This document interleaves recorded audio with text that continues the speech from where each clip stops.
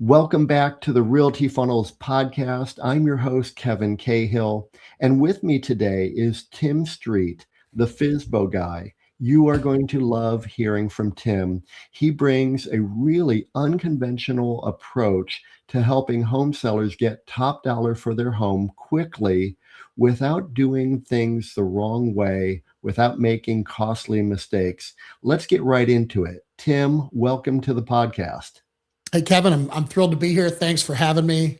Just a big fan of the show, and it's really cool to be here. So thank you. Well, thank you. It's my pleasure to have you with us. And I'm excited to share with everyone what we've talked about already. But why don't we just start by tell everyone where you are, what you do, and how you got into the real estate space?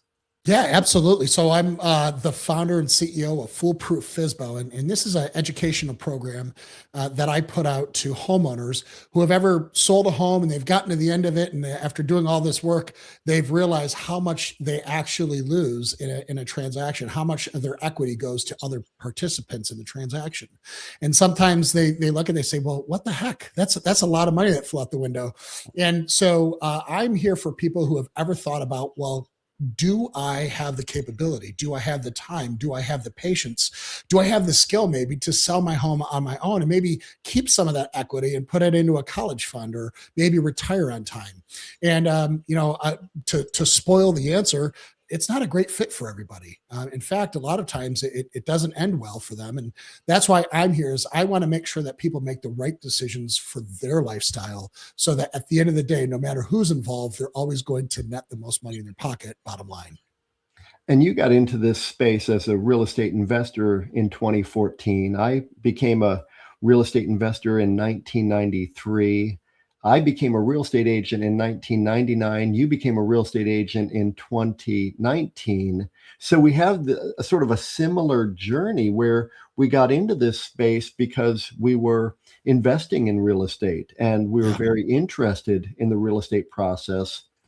Personally, I found being a real estate agent was a really wonderful, powerful tool to add to my real estate investor toolbox. But then as I got into it, I realized, wow, I can really help people in a really profound and deeply personal way with what's going to end up being not only one of the largest assets in their investment portfolio, but the place where they create their most cherished memories. And It's really an honor for me as a real estate agent to help people. And as AI and technology has really come to the forefront, a lot of people think, oh, I don't need a real estate agent anymore.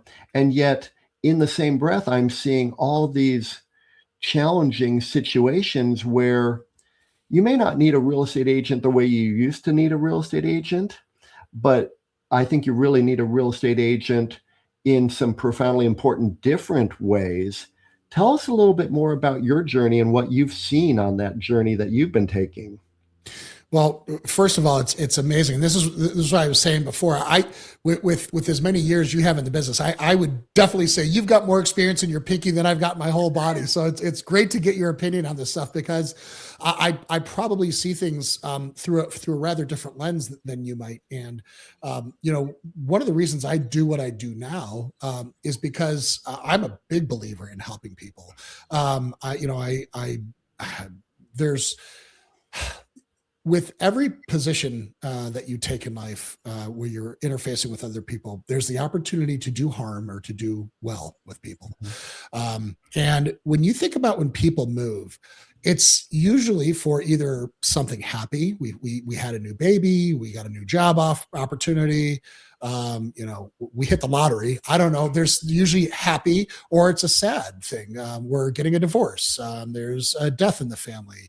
Whatever the reason is, you're dealing with people who aren't just like, they're not just like deciding between steak and seafood on a Friday night. These are big decisions that have deep moral, ethical, and spiritual roots to these decisions that they're making.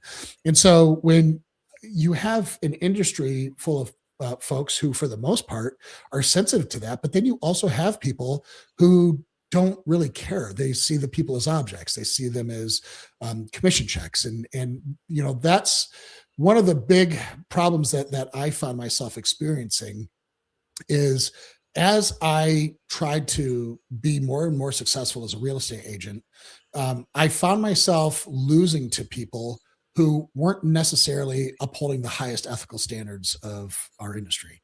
Yeah, I And see it. People sometimes will say, oh, I did 27 deals last year. Whereas I would look at that and say, I really helped 54 people last year, yeah, 27 on the sell side, 27 on the opposite side of that transaction, make a very important scenario. And I can think of every single one of them and what their unique situation was. But you're right. A lot of real estate agents are just saying, I get all these leads. I hand these leads off to people on my team. They don't know these people. And so, yeah, then they're looking at how do I do more, which is a slightly nuanced difference to how do I help more people? Mhm. Well, we definitely have a reputation problem. I mean, I'm not letting any state secrets out there. I mean, people, don't speak very highly of real estate agents, like they don't speak highly of attorneys or used car salesmen. And I think a lot of that is sadly self-inflicted. And, whether any organization, whether when I was in the Marines, whether it was as a federal air marshal, I was in some very, cool organizations, but there's always a bottom 10% in every organization. And sadly, I feel like no matter what organization I was in, those bottom 10% had the loudest microphones. I felt like they were the ones making the most noise and causing the most problems for us because, on one hand, sure, I can talk about the people that I've worked with where I maybe thought they weren't really doing this for the good of their client. And then I know people like my wife who just does everything under the sun. My great friend up in Michigan, Robert Neely, thousands of dollars every year. He just gives to spends on kids' backpacks so they could go back to school where they wouldn't otherwise. I mean, sure. Are there other people in other fields who do that? Maybe, but I see a lot more. I see a lot more selfless giving from real estate agents than I see from a lot of other industries. And so it's kind of odd and strange why we have that reputation problem. And I think it's more an optics thing from those people at the bottom who are the loudest and really ruin it for the rest of us. Well, what you were talking about when we were chatting previously as well is this very troublesome experience that a lot of consumers have, which is that they'll talk to a bunch of real estate agents and go with the person who told them that their home was worth the most. Yep. If they're looking to sell their home, we all know this as real estate agents, you're either dealing with the seller or you're dealing with the buyer. And if you're dealing with the seller, you want for them to be able to get top dollar for their home. But there are those agents who might say that their home is worth more. And you and I know in the industry, we call that buying the listing. Mm-hmm. Because you and I know, wow, here's a new overpriced property on the market. It's just going to be lingering there. Yep. And then those agents are going to then over time convince that seller that, boy, it's sad, but the market's just not where we want it to be. Darn it. Let's go ahead and reduce the price. And then eventually they're chasing the market downward. But meanwhile, that agent has that listing agreement. Those people are locked in with an agent who, in essence, bought the listing up front rather than the agent who told them the truth. And my wife, Lisa, who's also a realtor, like Liz is a realtor, Lisa's been a CPA since 1993. And she looks at those real estate transactions and the commissions that a home seller or a property seller will pay as the largest single line item on their tax return. Yep. And so there's a lot of money at stake here, but it's not necessarily fun for us as really ethical real estate agents to see that somebody just bought a listing and now those people are going to be lingering on the market for a while and all the problems that come from that. So that sort of hit you a little bit as you were looking at this. Tell me what you decided to do about that, because you wrestled with that. I did. And so there's so many downstream second and third order consequences of that kind of interaction. So first of all, this guy now has created enemies of our industry by giving these people a bad runaround, a bad deal. He's planted his billboard rent free in their front yard for 6 months where he's collecting sign leads. He disappears into the witness protection program. These folks never hear from him. Now their perceived value of their home is declining. It has the stigma as the house that couldn't sell. So now when they go back on the market with a sane real estate agent who's loves them enough to disappoint them with the truth instead of comforting them with a lie, they're not even going to be able to get what they were going to get in the first place because everybody thinks, oh, there's something wrong with the house. Nobody bought that thing. It must be a piece of junk. Nobody ever suspects that it was mispriced by a real estate agent who either didn't know what they were doing or they did know what they were doing and it was the wrong thing. So I don't like to lose. I'm a competitive guy, and I'm driving home that night after I knew I was losing it. They told me as soon as they told me this house was maybe worth $400,000, and they said, "Well, you seem like a really nice guy, but this other fella came in right before you. He said he could get us $500,000 for this house because he has 10,000 Instagram follows and he has his own drone video that he could shoot." They're like, "Do you have 10,000 Instagram followers?" And I'm like, "No." And, so the question then goes, well, do I hold these people by their hands and speak to them lovingly and truthfully and say, you're being sold a bill of goods here or no? And I've tried going that path before and I failed because people then just think that it's sour grapes. You're just now trash talking the other agent because he's better than you. He's going to be able to get me more money than you. So it's kind of it's a lose-lose. It's like when a girl hit you on the playground at recess. You can't hit her back, because you can't hit a girl, or you just got beat up by a girl. It's a lose-lose, man. There's no way out of it. So I just kind of licked my wounds, and on the drive home, I started wondering out loud. I'm thinking, well, all right, let's post-mortem this. What could I have done differently? What should I have done differently? And this kind of dark voice kind of creeped into my head. And it was basically saying, listen, if you can't beat them, join them. Meaning, you could lie just as good as any other real estate agent out there. You could have told those people 550 grand. You could have told those people 600 grand. I mean, if that's what it's going to take for you to get to the next level of space, I mean, throw your integrity out the window. God knows you've done it before. And, I had this immediate revulsion kind of pick up inside spiritually. And I thought, I know one day I'm going to have to answer before God for everything I've done on this earth. And I know that, am I going to look the Marines I lost in the eyes and say, listen, yeah, you sacrificed your life so I could take advantage of nice older people here in Florida who are trying to move to North Carolina to see their grandson graduate. But good job, Tim, because you got another commission check and you went and bought yourself a boat that you don't need, or whatever it was. I just realized this kind of ethical deal I was signing with the devil mentally, and it really struck me that I was still susceptible to such temptations. I thought I kind of left that behind me. I thought that as a father and as a husband and as somebody I thought was a good guy, would never even entertain such a thing. And yet there I was entertaining that very thing.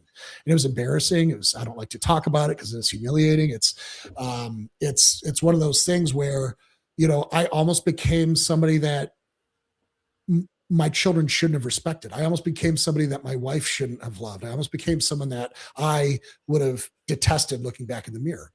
And so getting so close to that precipice, I realized I had to make some changes in my life. And one of those changes was to realize that I'm weak. I'm spiritually weak still. I'm weak enough to even consider doing that.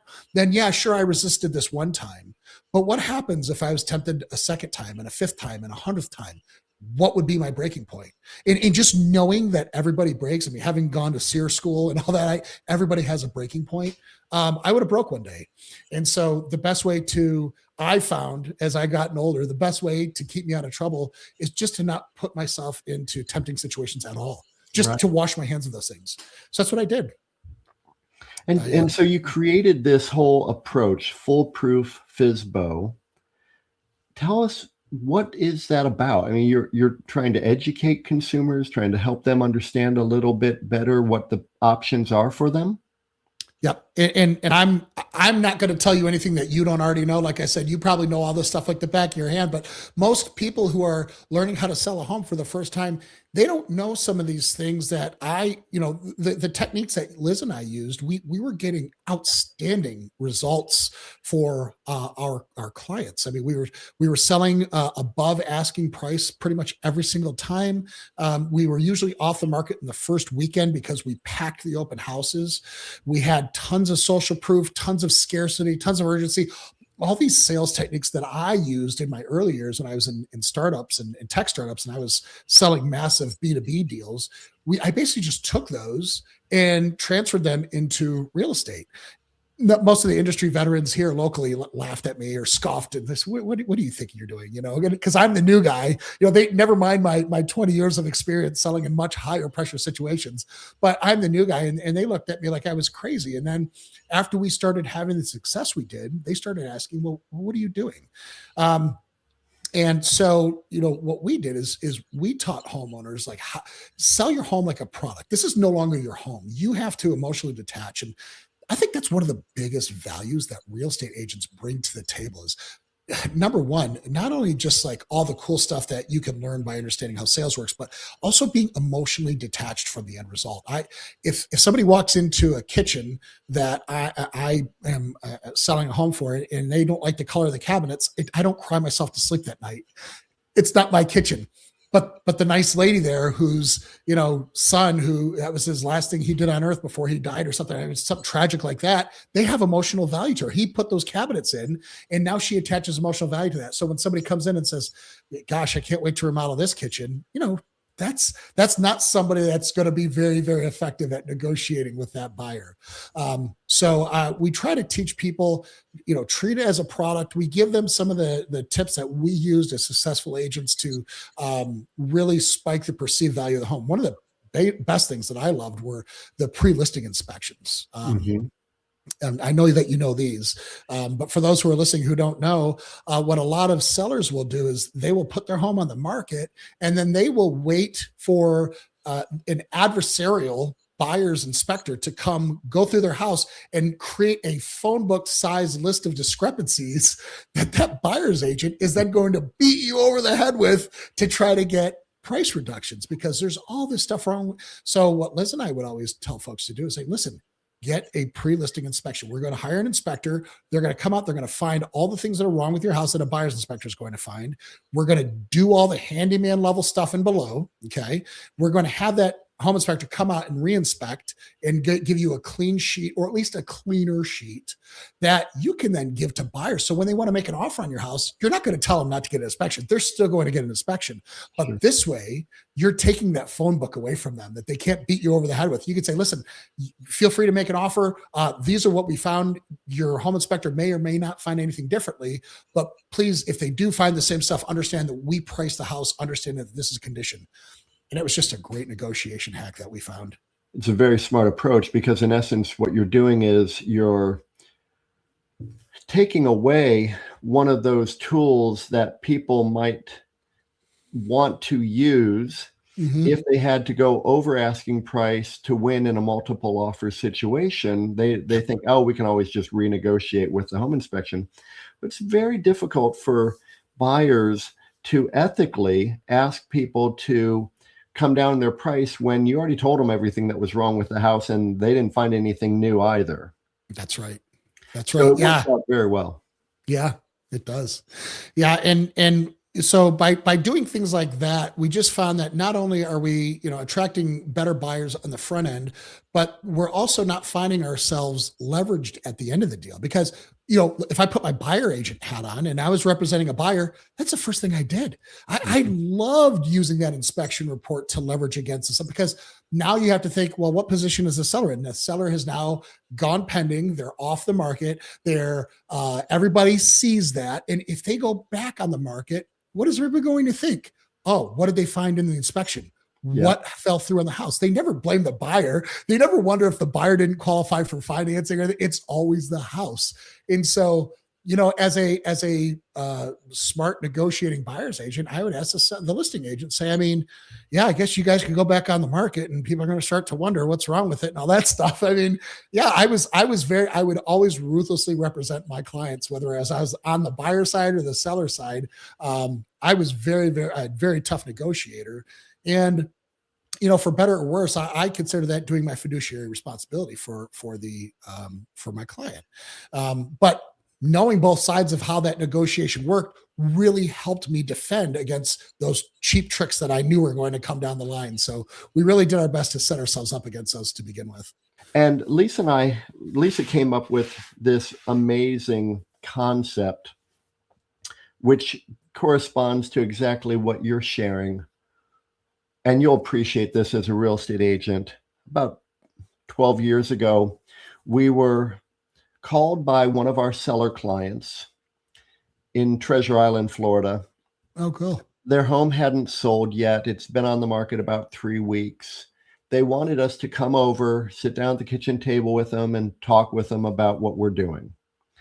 And I've had hundreds of those conversations and I was ready for it and no big deal. But, they're wanting to blame me and blame my marketing effort and blame my approach. Mm-hmm. And we came in to meet with them and they were very nice people. And we sat down at the table and they said, well, we're just wondering why it is you think our home hasn't sold yet. And I took a deep breath because I was ready to start talking about absorption rate, supply and demand economics, housing pricing, interest rates, what's going on with the competition in the neighborhood. And before I could get that deep breath in and start professing, as a college professor about what's happening here, Lisa simply said, well, your home's not the best option yet. Oh, God bless Lisa. That's awesome. Good for Brilliant. her. Brilliant. Yeah. I mean, in one sentence, she said everything. And I just sat there quietly and listened and waited for these people to respond. And they looked at each other and then looked back at me and Lisa and said, what do we need to do to have our home be the best option? And Lisa she was on a roll. She was on fire. I love it. And she said, well, we had talked about the color of the front door. It was, the paint's peeling a little bit. Door's not looking that great. When you walk in the front door, it smells a little bit of dog. And I know you were going to work on that, but it doesn't seem that you were able to solve that yet. And then we talked about pricing and you had asked if we could try it at this price, but we told you that we could try it at that price, but we really felt that you were going to be missing the mark and you should be at this more appropriate price.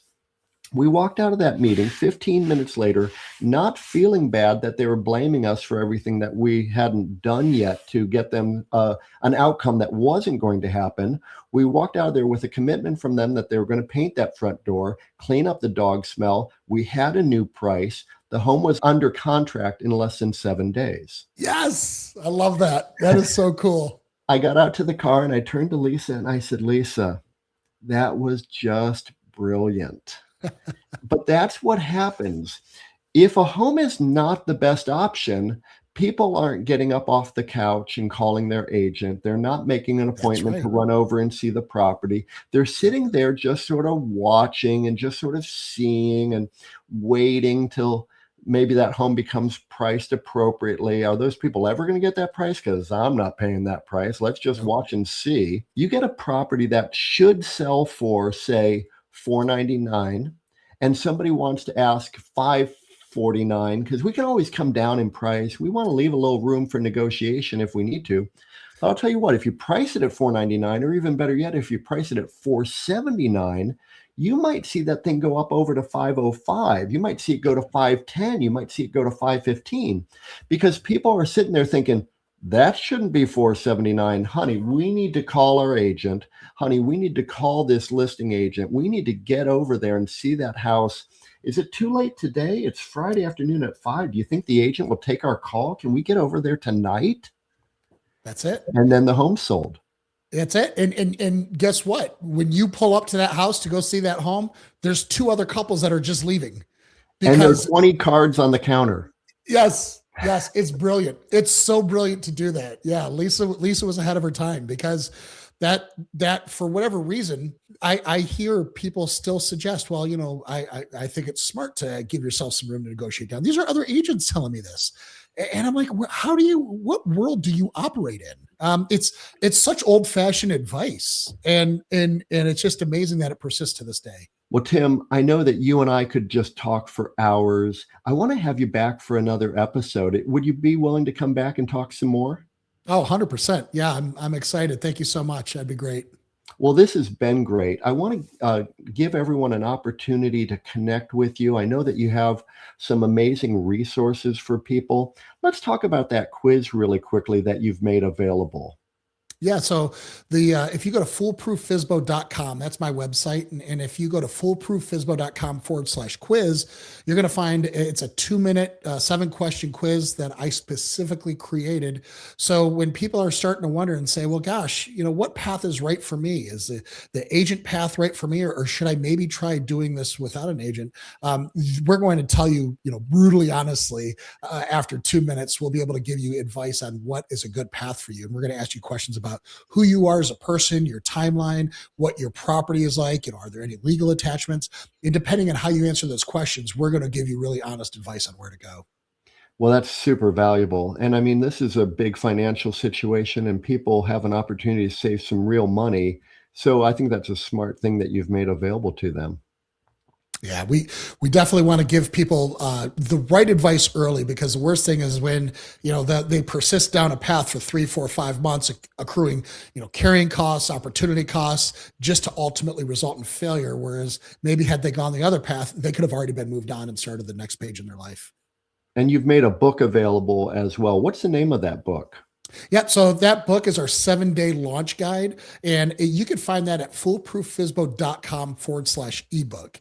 And that ebook is there because I want people to understand before they take any steps toward doing it, what's actually expected of you. What is it going to look like when you get your home from 0 to 60 on the market? And there's a lot of steps that you're going to have to do. And this ebook is going to serve to kind of educate you before you walk down that path and say, okay, we're going to need a dedicated week out of you, but we can do it. And here's how it looks. And for those who are serious about it, I think it's going to really help them kind of mentally understand what the demands are to do something like this. Smart. And that's just going to save them a lot of time and help them. If they're going down that path, they're going to save a ton of money, but still do it the right way. Absolutely. And now you have a YouTube channel and you share a lot of content on there. Let's talk about that for a quick minute. Certainly. Yeah. So on YouTube, I'm on there every single day putting out short content, usually little valuable snippets, and they can vary on whatever we're talking about that day. It could be about negotiation. It could be talking about pricing strategies. It could talk about how do we create scarcity and urgency around your property to get bidding wars, whatever it is. There's usually something fun we're talking about every day in the shorts. And then once a week, I'm putting out long form content. And that's where we do more of a deeper dive. We talk about things like design and the legal process. What does it look like to work with a closing title company? What does it look like to work with a real estate attorney? What happens if somebody decides they don't want to buy the house and they're past the due diligence period? So we get into a lot of that kind of stuff in those long form videos. And of course, every week I go on a live stream. I bring on a guest every Friday at noon Eastern, and we talk about just whatever we're talking about, whatever's going on that week. It's more of a kind of a free flow, open concept format there. Very smart. And people can find you on Facebook as well. And let's make sure we give everybody who's listening, they can go to youtube.com/@foolprooffsbo. And then if they went to facebook.com/foolprooffsbo, they'll find you there, and you do some live streams there, right? We do. Yep. We do the live streams on Facebook. And in fact, every Wednesday in our Foolproof FSBO group, you can join the page or join the group. I go in there live, and it's a little bit more intimate of a conversation because it's usually me and only a handful of people who are having real-time issues with their home sale. And these aren't necessarily people just exclusively selling on their own. These could be people who have listed with an agent and they just would love a second opinion. And so, we try to go in there and give people good advice. And check us out on Facebook. Actually, all my handles across all my socials are going to be the same. It's Foolproof FSBO. So if you find me on Instagram, you find me on Facebook or YouTube, that's the best way to find me. Well, Tim, this has been a valuable conversation. I'm so thankful to have had you on, and I'm looking forward to our next conversation as well. Me too. Thank you so much. It was just an awesome pleasure meeting you. Thanks for everything. Thank you.